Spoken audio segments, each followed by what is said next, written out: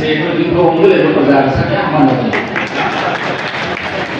अगर ये नाव प्रयोग कुमार कोई आरएसएस की प्रसार वही वही नाव प्रयोग कुमार ना ऐसा तो करना है ये बात अगर सब्जेक्ट चीज़ों ऐसे नाम ना पांच बार तारे ये सियाप मुद्रा कौन संगर माना तो था उस लेकर जी इंटरेस्टमेंट भी बात मतलब उठाए है ना ऐसी मतलब से लाचर है ऐसे सब पंद्रवा सब कीवा and ultimately I become an employer then become an MLA then become a minister अदना we need to इंटरेस्ट और मंसूर अभी नालों से अकेले इंटरेस्ट और मतलब उठाए है ना ऐसी लाचर नहीं है तो इसलिए कौन अनी ये मकाई Jumlah mana yang menjual ini mahal ni, ayah hendak soal yang mana yang tak.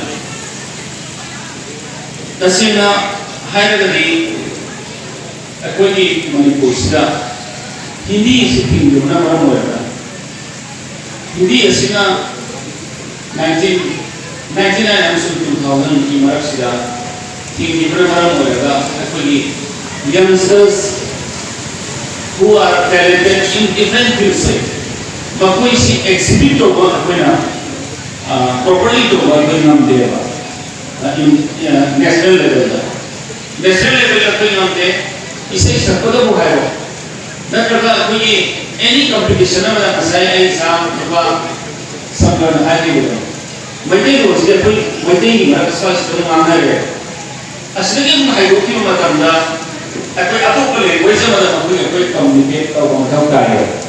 But if we properly communicate with those people, we can convince them. Bagus लोग हैं convince होना बनेगा, पर पता ना communicate होना करना. Otherwise अपने अपने को कहना है जैसे communicate होना करना convince होना करी. कोई ना मकसद हम मतलब में ना with an objective, कोई ना जरूरी कर कोई ना तालीम पाना दो इतनी अंगने में लाओ दिया. कुछ लोगों का है क्या? ऐसी बेंगोल का भी Bengal the Muhammad of Naisi, others in 10 years, I was outside the state. I hardly speak our own language. I language of Indian man. Other fathers in a Saturday and the interest to come not on the mass in the day, blast the vendor. Aduga. I have Punjaba language Amana. I keep a hair, see, and the same language. The language I have Bengali, I have language. Because I learned Bengali as my third language when I was in the school. I just studied another Bengali, so you can't language of them. Other Manipuri was somewhere to my Anamana. Yes, interview though. And the result was in 1984. 84 GST interview to there were more than 11 candidates. They were all mature, well-to-do family, very rich people were also there.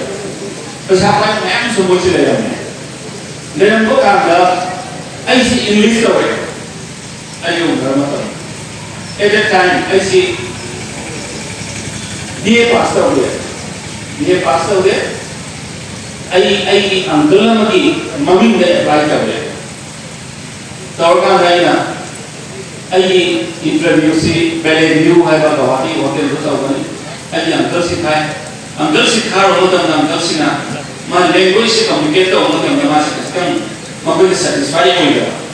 Officers in the way satisfied with you, but where is I could candidate to Kalakuma company, they were to convict whether he would be able to run the business properly or not. At the moment, I'm not going to be empty and to kiss the hotel and get all kind of. I still remember all these things, no? Because this was the beginning of my career. Aduna, Yellow Hotel Sila, Officer Sila, Pamati the day, Laka and Eco, Torakan Haya. Your candidate is very big. We don't know whether he follows us or not, but we could not follow what he says. Haya Khan, Dain Haya. Maki Mami Ghatani. Business and then I'll take the entire responsibility. And then Bengali Diwali Sama and the JSC MOU period 1984. That Bengali was used by USP. So language is very important. Nasa heavy. Other than याम हिबा अंगाम सिंसे इचा सिंसे मणिपुर से याम here को मापान सत्ती मतंदा नसा है वो कोई self confidence वाला मांगी presentation फजरतबा याम हिबा में बा अदुगा अंकता को साइंस का को कार्य कोई के नो तो ले पहुंचेगा कोई we are on top but where is nasa है का communication सी वाला को तो ना मीन्स वाला का अदु सिंगुना कोई मार्क्स में हम लोग मार्क्स है ना करता मधुकी पोर्शन में सुझाव करता हुआ है ऐसे ऐसे जैसे it's very encouraging अदु मैं आशा तो होगी मधुकी K1 aviation से ना सोचना थबक पंगव ना हर लोग क्या आमा placement भी बड़ा हुजूर शो भी हो मैंने है कि खादा वाले खादा हुजूर कमर्शियल पायलट की ट्रेनिंग में से सब लेना एमओ दे संकरना है भी अदु ना ऐ सोचना या माई पापा अदु कंबा अकोई ये institution ama ay organi hai bagi asep thazabado aina thamjari agai imo isa hai jata re min thojam Ajit Singh deputy director koi ministry of labor and employment ke thambi agani sangar ne hajar se ajita sangar yamna ko mathau tani we should be very practical maram ke hai ka kisi प्रधानमंत्री विकसित भारत रोजगार योजना है वो launch हो गए ऐ बोले ना तो नहीं है से लोई ना इसा आज तक लोई लगे आज में संकट इसा आज तक you should tie up very seriously with him you will get a lot of opportunities which has been extended by our honorable Prime Minister Shri Narendra Modi ji ने पास कर दिया है ना नशा की विकसित भारत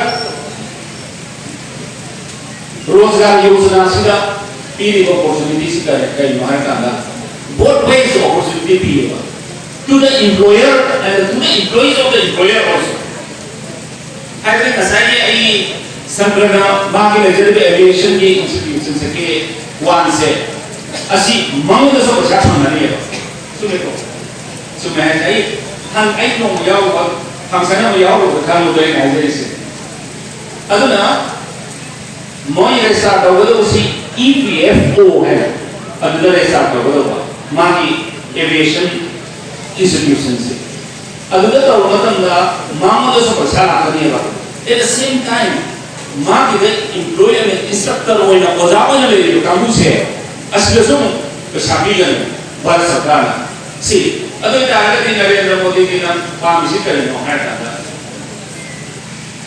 इंडिया से अतोपा कंट्री सिंगा सांगम लाउदा in any field इंडिया से मांगजिन था सकता मपा निपान तांग रहे इंडिया में वो लोग वाकलों है अगर महान अभी किसी तरह रहे इन हमारे कांदा employees all the employees से करम बनो youth से माने empowerment से तो उपाम है मान youth से empowerment तो उपाम है अदर ने employees मान नाम मतंगा the young India है वैसे मसी वाइड मम्मी से बा अकुई WTO दा World Trade Organization से दा वाइड लीडिंग पार्ट होगी बस चाइना से असली यंग चाइना को लोगों ने बा one side